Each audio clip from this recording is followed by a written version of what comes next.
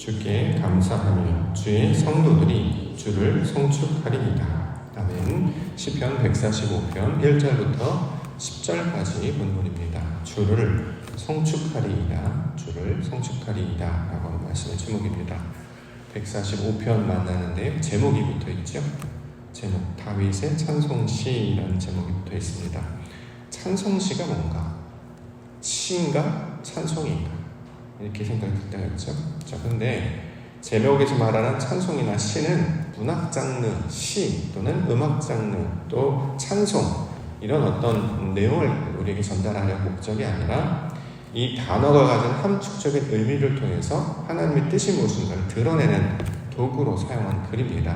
여기서 찬송시라고 번역이 된 것은 기도라고 할 때 테힐라라는 단어를 쓰는데 이게 무슨 뜻이냐면 하나님의 형상으로 온전해진 상태가 될 때 이걸 지금 찬송시라는 말로 번역을 하고 있습니다.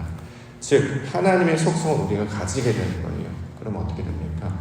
그의 영광을 나타내는 자가 되겠죠. 우리는 하나님에 대한 지식도 없고 그의 성분도 속성도 없었잖아요. 비어 있었습니다. 내 것이 가득 차 있는 상태였죠. 그런데 내 것이 다 비워지고 그 안에 하나님의 것으로 이제 채워지게 돼요. 하나님의 형상으로 충만하게 됩니다. 그럼 뭐가 드러납니까? 하나님의 것이 드러나게 되는 것이죠. 이걸 영광이라는 말로도 설명을 하는데, 자, 이렇게 하나님의 존재로 우리 속사람이 변화되어서 그에 대한 지식, 그를 아는 지식을 통해 나타나는 그 어떤 것, 그 발현된 어떤 것들을 가리켜서 본문에서는 찬송시라는 말로 번역을 하고 있습니다. 예를 들어서 형광물질이라는 걸 우리가 이제 비유할 수 있을 텐데, 형광물질 우리가 이제 기억할 수 있습니다. 빛을 받으면 빛나지 않습니까? 그렇죠? 마찬가지로 우리가 빛을 받으면 빛을 내는 존재가 됩니다. 꽃이나 새가 생명을 가지게 되면 꽃은 빛깔을 내고 새는 노래를 하잖아요. 마찬가지로 하나님의 사람이 하나님의 것을 받아들여서 하나님의 것들로 바뀌게 되면 자, 아버지 하나님의 영광을 나타내는 자가 된단 말이죠. 그 과정을 뭐라고 설명하고 있느냐? 오늘 본문에서는 다윗의 찬송시라는 말로 설명을 하고 있습니다. 자, 이건 이제 다른 표현을 하면 노래가 되었다, 찬송이 되었다라는 말로도 사용을 하고 있는 것이죠. 10절 말씀을 보겠습니다.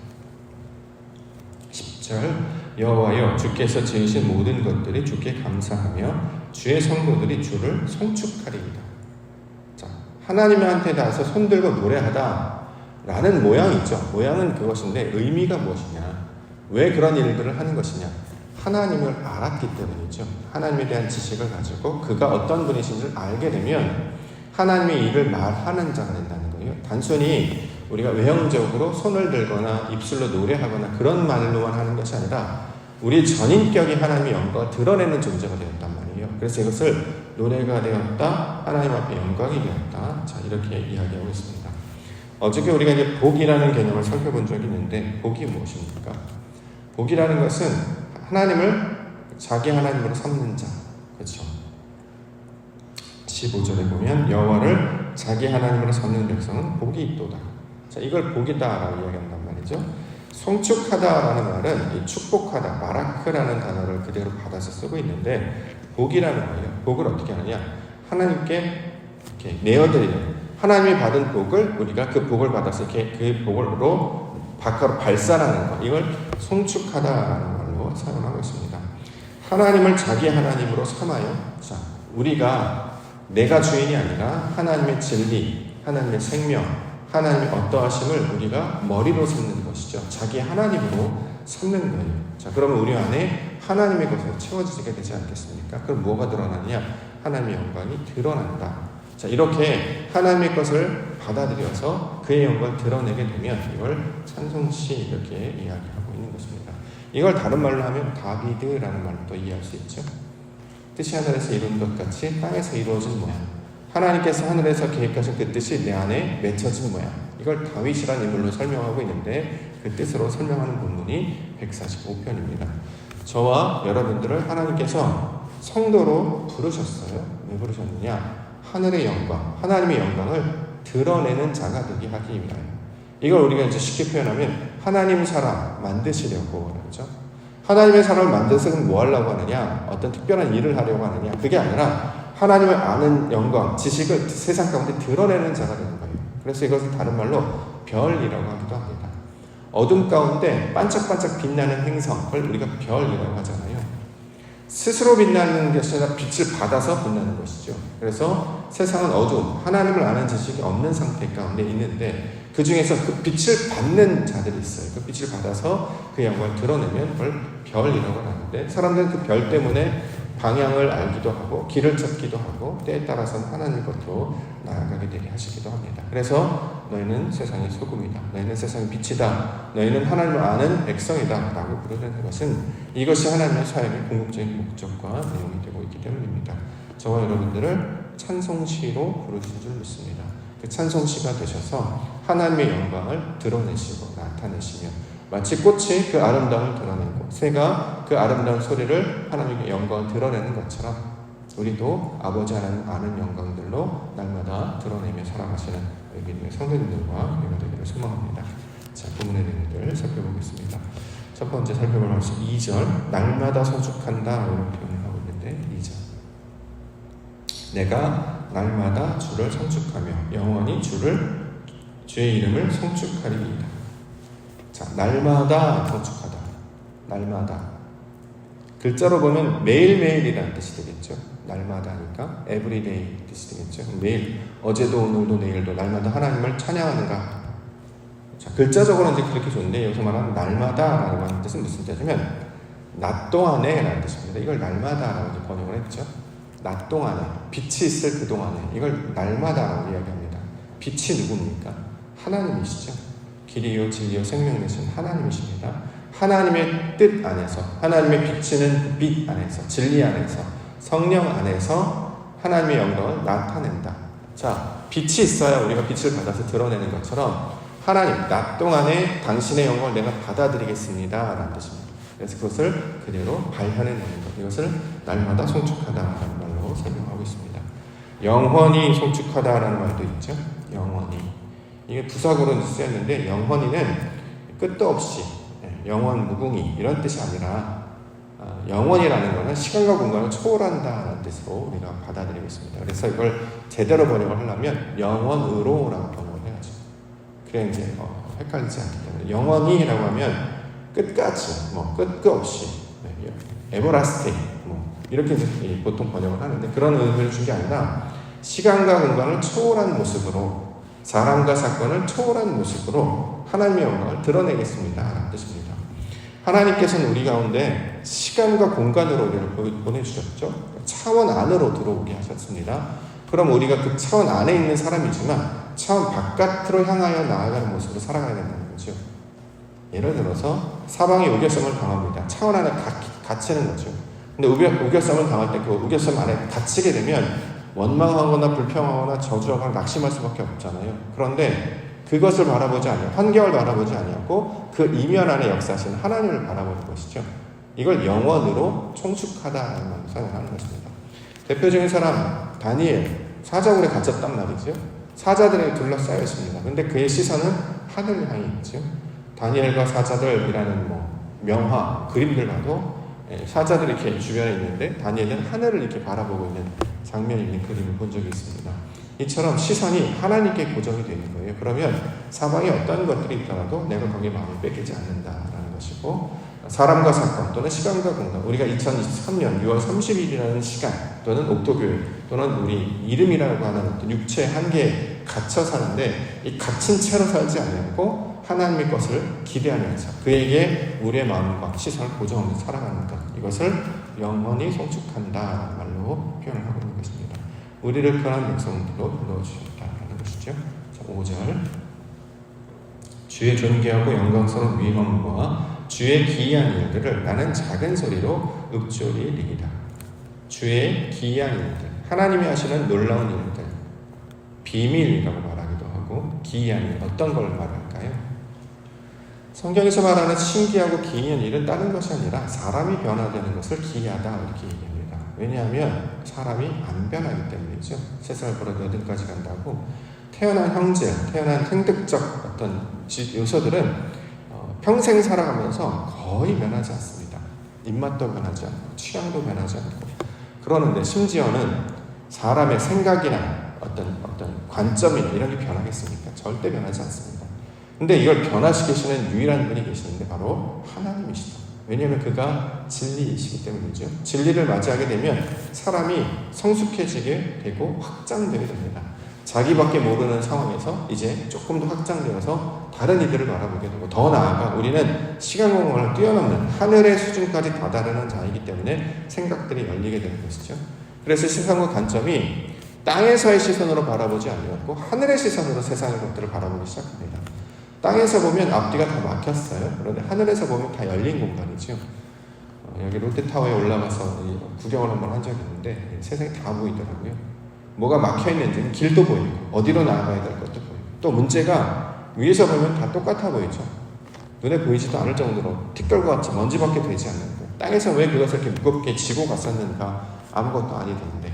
자, 이렇게 살아가는 거죠. 자, 이렇게 우리의 생각과 우리의 감정과 우리가 어떤 하는 모든 것들이 하나님의 수준까지 넓어지고 깊어지게 되는 일을 기이하다 이렇게 얘기합니다. 사람이 변화되는 것이 기이한 일이 되는 것이죠. 그래서 그 사역을 성경을 통해서 우리가 가르쳐주고 있습니다. 그래서 창세기로부터 요한계시록에까지 하나님의 형상을 닮는 아담을 만드는 일을 계속해서 해나가시겠다. 성경은 계속 그 이야기를 하고 있는 것이죠. 그래서 이것을 어떻게 해요? 말씀으로 알게 되었으니 작은 소리로 읊조린다. 여기서 이제 묵상하다라는 단어가 나왔죠. 여호와의 율법은 주야로 묵상하는 것. 하나님의 말씀이 그러한가 해서 날마다 이것을 씹고 먹고 맛보는 것. 그래서 이것을 계속 씹으면 단맛이 우러나오는 소위 말하는 풀을 먹는 동물들이 되새김질을 한다고 하잖아요. 위가 4개가 있어서 4번 정도는 되새긴다. 그래서 그 풀만 먹는 짐승들이 소나 이런 초식동물도 보면 풀만 먹는데 근육이 장난이 아니에요. 몸이 막 이래요. 소들 보면 막 근육도 좋고 힘도 좋고, 아니 풀밖에 안 먹는데 그럼 우리도 풀만 먹으면 힘이 생겨야 되잖아요. 우리 풀만 먹으면 기운이 없잖아요. 가끔씩 고기 먹어줘야 된다 이렇게 얘기하는 거예요. 보니까 초식동물의 그 구조를 보니까 이 풀을 먹고 4번째 정도 먹으면 완전 변화가 일어나서, 그러니까 이게 당으로 변화가 된다고 해요. 그게 에너지가 되기 때문에 강력한 힘이 나오는 것이고 몸집이 이렇게 커지는 것이다 이렇게 이야기하더라고요. 고기를 먹어야 힘이 나는 줄 알았는데 되새기니까 완전으로 소화를 시켜야 이게 이제 힘의 근원이 된다라고 이야기합니다. 그러니까 뭘 먹느냐가 중요한 것이 아니라 우리가 이것을 어떻게 소화를 해내느냐 한다는 거죠. 성경을 평생 그렇게 읽고 그렇게 씹고 그렇게 맛봤는데도 우리가 이게 바로 힘이구나, 큰 에너지구나, 이게 저도 경험을 못한단 말이죠. 기껏해야 위로 정도 받고 하나님 날 사랑하셔, 날 긍휼해, 이 정도인데 실제로는 그 말씀을 우리가 오늘 계속 새겨내서 이것을 하게 되면 어떤 유혹과 어떤 환난에도 흔들리지 않게 되는 강력한 힘을 발휘하게 된다는 것입니다. 풀무불인데 두려워하지 않아요. 찾아보인데 걱정하지 않고, 비가 나고 창소가 나는데 어저께 같이 비가 갑자기 막 내리면 좀 막 가슴 철렁해요. 작년처럼 비 와서 또 막 비 새는 거 아닌가, 텐트 세워놨는데 날아가는 거 아닌가, 막 뛰어 올라오게 되거든요. 근데 비가 와도 우리의 시선이 보이는 것에 마음을 뺏기지 않고 하나님이 하시는, 그는 우리에게 선하신 것을 베푸시며 우리를 바꾸시는 일이다 라고 하기 때문에, 내가 지금 힘든 일을 겪는다고 해서 나를 미워하거나 나를 저주하시는 거야 이게 아니라 이 과정을 통해서 우리는 더욱 강건해질 것임을 기억하기 때문에, 자, 읊조리는 자, 그가 결국 힘을 얻는 자로 나아가게 된다라는 것입니다. 9절, 여호와께서는 모든 것을 선대하시며 그 지으신 모든 것에 긍휼을 베푸시는도다. 선대하신다라는 말도 우리가 오해하고 있는 말 중에 하나인데, 선대하다 무슨 뜻입니까? 친절을 베풀다 보통 이렇게 많이 이해하죠. 나한테 잘하다, 나한테 잘 못하면 선대하지 못한다, 이렇게 생각을 해요. 근데 여호와께서 모든 것을 선대하신다라는 거는 하나님께서 우리에게 친절을 베푸신대요. 그 개념을 생각하면 좀 이상하지 않습니까? 어떻게 하나님께서 우리에게 친절을 베푸시죠? 그는 그 자체가 선이신데, 그렇죠? 선대하신다라는 것은 무슨 뜻이냐면 하나님의 형상을 닮게 하신다, 이런 뜻을 가지고 있습니다. 실제로 단어도 토부, 심히 보시기에 좋았다, 이 단어를 사용하고 있어요. 우리를 선대하신다는 것은 때로는 멍둥이, 막대기를 들 때도 있죠. 그걸 치신다는 개념이 아닙니다. 그걸 드시는 이유가 우리를 일깨우시려고. 그렇죠? 선생님들이 가끔가다 큰 소리를 치실 때가 있잖아요. 여기 봐, 집중해, 어텐션, 이렇게 차려, 이렇게 하는 것은 우리가 미워서 그런 겁니까? 아니잖아요. 하나님, 선생님 뭔가 이렇게 가르치시려고 하는 것처럼 선대하신다는 것도 우리에게 하나님의 것으로 바꾸시려고 우리를 가르치시고, 모든 것들이 그를 닮게 하시는 거예요. 그러니까 선하신 하나님을 닮게 하시다가 선대하다. 원래 지금 뜻입니다. 그래서 긍휼을 베푸시는 거예요. 긍휼이 뭡니까? 어머니 뱃속이라는 뜻을 가지고 있잖아요. 품어내신다는 거죠.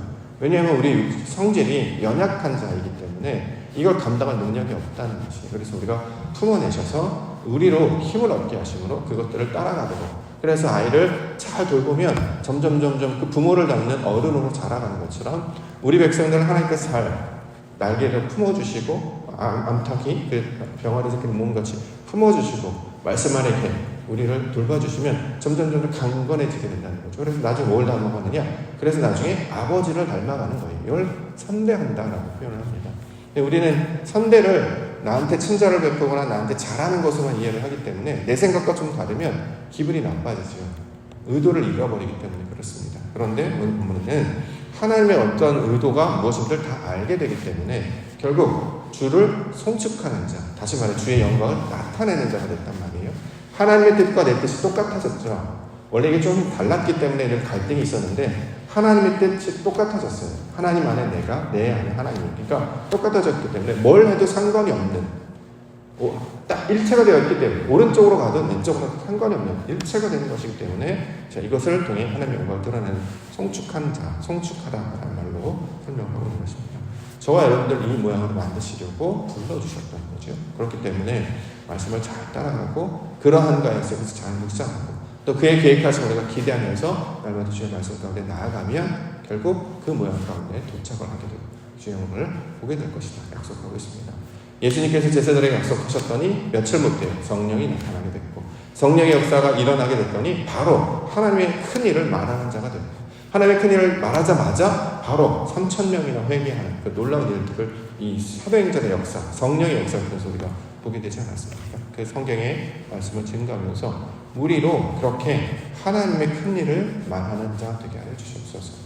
우리의 수준은 이 땅에서 뭘 먹고 사느냐 정도에 끝나는 게 아니라 하나님의 영광을 드러내고 말하는 자가 되기까지 우리를 인도해 가시는 것입니다. 자, 이것을 기억하고 오늘도 우리의 생각과 우리의 감정을 확장시켜 주시옵소서. 넓어지게 하옵소서. 큰 사람 되게 하옵소서. 하나님의 사람 되게 하여 주시옵소서. 그래서 그 마음을 가지고 아버지의 영광을 나타내시면 그렇게 빛으로 소금으로 살아가시는 우리 성도님 되시기를 주의 이름으로 축원합니다. 알겠습니다.